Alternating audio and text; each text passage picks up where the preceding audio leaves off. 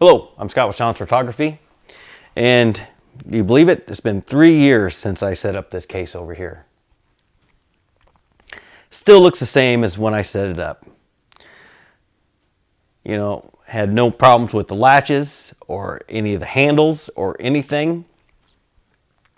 Had no water damage, had no dust, had nothing, and this case has been out in the desert.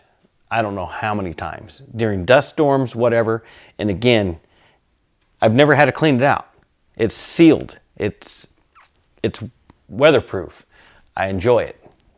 I'm very happy with the Kaizen foam and the RIDGID cases for this setup. That's the reason why I set up this one last week.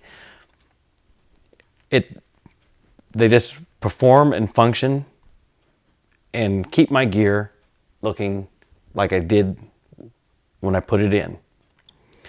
Nice thing about RIDGID or the Kaizen foam is I know I'm missing pieces. So right here, what am I missing? I'm missing the triggers or receivers. I'm missing a light meter and I'm missing the color checker.